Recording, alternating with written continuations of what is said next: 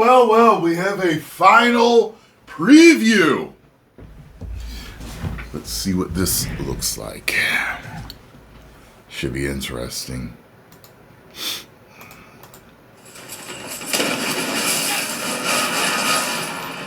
After spending several hours finally playing Assassin's Creed Shadows after multiple delays, the next entry keeps up with the satisfying action and traversal that the series is known for, but it also showcases a sharper eye for world building and giving its two protagonists their time in the spotlight. From my time sneaking through fortresses, taking in the sweeping vistas of the open world, and pulling off slick... So that's confirmation that they did not reduce his role.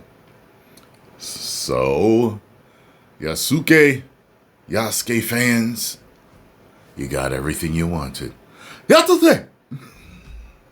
combat finishers, I got to see just how developer Ubisoft Quebec has improved its balancing act of satisfying action, RPG systems, and rewarding open-ended exploration in a captivating new setting that's been long overdue.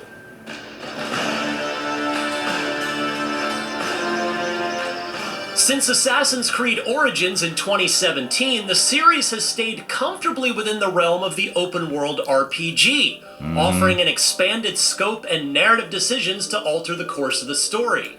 While this shift has led to some growing pains for the franchise, it has gotten a better handle on the additional layers to gameplay without compromising the fantasy of being an ancient assassin. With Shadows, the latest attempt at an Assassin's Creed RPG shows that Ubisoft may have also cracked the code on the role-playing element with its two unique protagonists, something the series has struggled to present in a way that hasn't muddied the narrative waters. This launch is going to be so funny. I can't wait to see what the numbers are. Yes, kid. It'll be quicker if I go. Shadows sets its sights on a new mystery deep within a revamped Animus program. In this new simulation, we focus on feudal-era Japan and the secret history of both Yasuke, an historical African slave who became a full-fledged samurai, and Naue, a female... which people dispute, apparently. I don't know. ...shinobi taking up the mantle of her father's legacy. The pair eventually team up to navigate a radically changing 1500s Japan, rubbing shoulders with other historical allies such as Oda Nobunaga and Kuroda Kanbei, while taking down a shadowy cabal of warlords manipulating the country's attempt at unification from within. It is possible you hold ulterior motives beyond reconstruction. One of So they gave him an African accent. Okay, guess that works. Base dogs. Kill them! I spent most of my playtime exploring Harima Province, one of the early zones that featured a quest line involving an insidious plot to undermine the region's power structure. The world of Assassin's Creed Shadows is massive, but thankfully not to the ridiculous size of Valhalla. That said, plenty of opportunities were packed in this province, and the viewpoints to observe... Makes me wonder. So people were wondering if the delay was because they were reducing his role, which is apparently not it.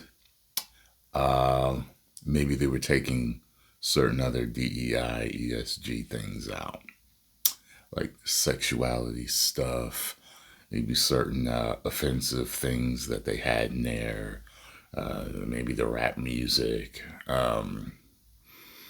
other little things like that, that could be offensive. It's like, look, he's already one of the main characters, so we can't take him out. So, but let's remove anything else that could be offensive for piss people off so that they do not buy the game. And that's what I'm thinking. That's what I'm thinking right now. So, yeah, that's probably what they did. Nearby points of interest helped steer me in the right direction. A general theme I found compelling was how Shadows emphasized harmonizing with the open world, a cultural element the developers wanted to highlight with the Japanese setting.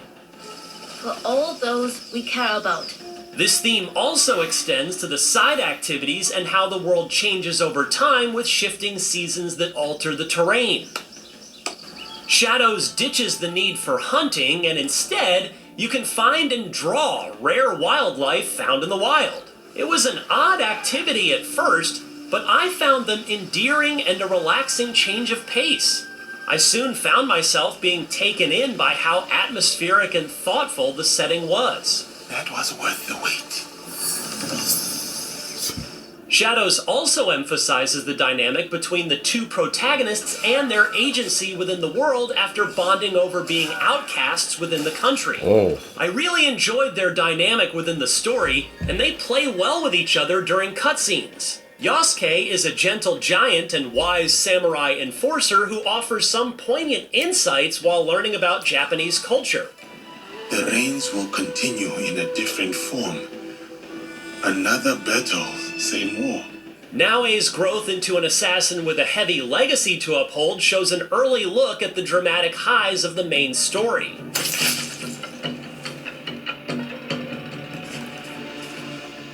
You're free to switch off characters in the open world and during moments in the main story, letting you play as who you want in most key missions. You're right. Let's do it.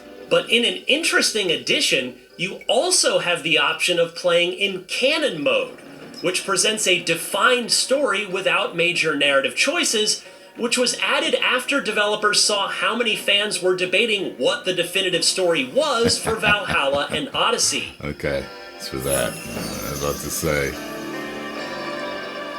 So it is you. Yasuke and Naoe also represent the different extremes of Assassin's Creed's combat and stealth experiences, which have also seen clear upgrades across the board in Shadows. For combat, there's a heightened need for dodging and parrying strikes, crucial to piercing through armor to deliver a killing blow. It injects Ghost of Tsushima's offensive and defensive style of swordplay, but it also has familiar AC combat skills such as power grabs and the always funny kick move I used plenty of times. I generally felt pleased with the more thoughtful approach to combat. However, it also comes with more challenges, which unexpectedly made some of the encounters in the game feel a bit more difficult. Shadows also struggled to present fights with multiple foes accurately, and it can be easy to get overwhelmed by enemies coming in off-screen. Still, when the new combat in Shadows hits, it certainly does hit. What impressed me most was the revamped stealth gameplay, which appropriately incorporates elements from Ubisoft's other stealth action series, Splinter Cell. That should be all of them. With the new visibility meter, you can see how open you are. I need to slow down. Identify my target. Furthermore, there's a greater emphasis on light and darkness. You can even snuff out candles to add some cover. My favorite addition is the ability to go prone, which, as you can expect, is a game changer for stealth. Playing stealth with Naoe was so satisfying, and it does well to showcase just how much that gameplay style has improved. While both characters can combat and stealth, they also have clear limitations. For instance, Yasuke is a formidable fighter and is capable of ambushing enemies. However, his large stature is not ideal for advanced stealth. Makes sense. In addition to being incapable of climbing certain areas, he's also not great at performing the leap of faith. It is harder than it looks. As for Naoe, she's a skilled assassin with access to a grappling hook and smoke bombs. However, her nimble combat style is far more reliant on parrying and dodging, and one hit from an elite enemy's heavy strike can take a chunk of her health bar. While pulling off Naoe's combat skills was satisfying, I often had to resist the urge to take out every enemy and run for it when things got out of hand. Continuing with Assassin's Creed Valhalla, you can manage and upgrade a base of operations. As you recruit allies, they'll head to your hideout to open up shops and offer new side missions that incentivize revisits to previous zones. But Shadows takes this feature a step further by allowing you to build out your custom village in the vein of Animal Crossing.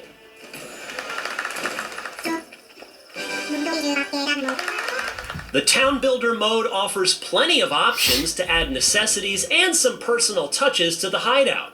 I spent an unexpected amount of time building more housing and decorating my space with Shinto shrines and pets, such as cats and tanuki. There are also side activities, such as a visually striking meditation minigame, to help you earn additional perks.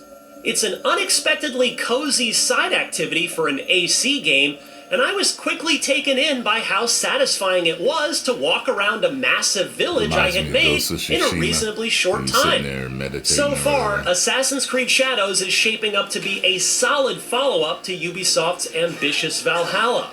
Even if the familiar crop of open-world bugs and quirks popped up during my time, I still found a great deal to appreciate with Shadows and its world building. While this conceit is not an uncommon backdrop for video games, which can be easy to mess up with insensitive representation, Assassin's Creed Shadows so far does well to justify its take on an open-world RPG set during a great deal to appreciate with Shadows and its world building. While this conceit is not an uncommon backdrop for video games, which can be easy to mess up with insensitive representation, Assassin's Creed Shadows so far does well to justify its take on an open-world RPG set during this culturally rich era, especially in its handling of the two protagonists. With the release finally coming soon, I'm eager to see how Ubisoft's take on Assassin's Creed's journey to Japan will come together.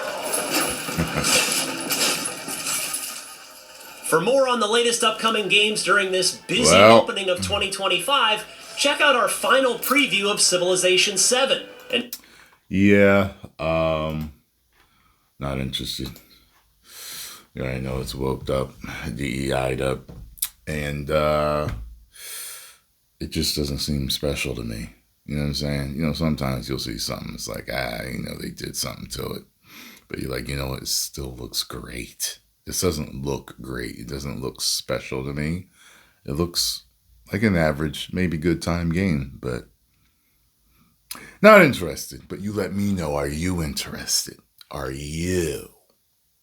Maybe you are, maybe you aren't. It'll probably sell because it's Ubisoft, but we know it's not going to sell what they wanted it to sell. Just like The Last of Us Part 2 they didn't sell what they wanted to sell because they effed it up so much.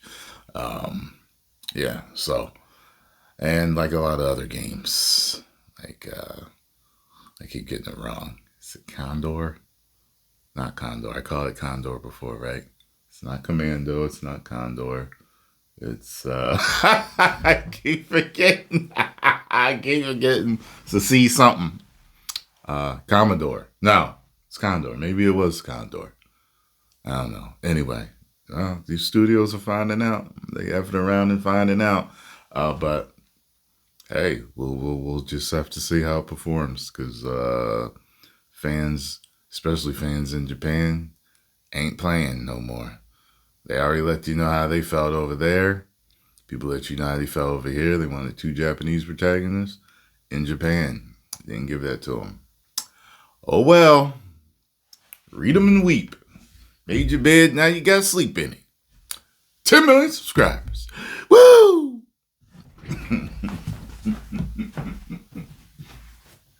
I guess the most authentic they could have made Yasuke is make him speak Japanese with an African accent.